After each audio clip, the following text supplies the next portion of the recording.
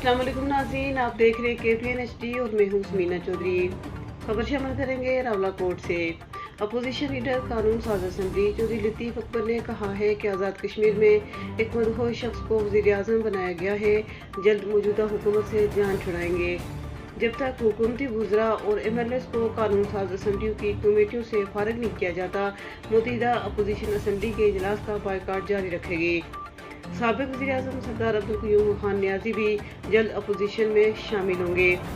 हुकूमत local government समेत दीगर तरक्याती फंड्स का 50% भी खर्च न कर सकी, जिससे हुकूमत की नाअहली वाज़ेह है।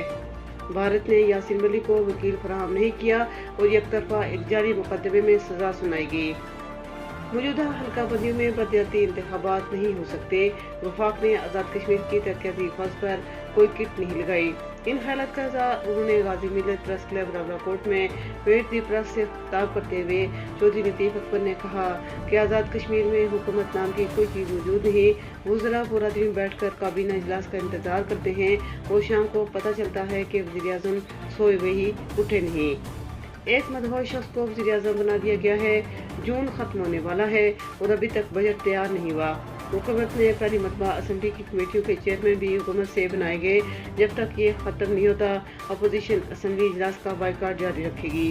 मज़ीद न्यूज़ अपडेट्स के लिए देखते रहिए KPN HD।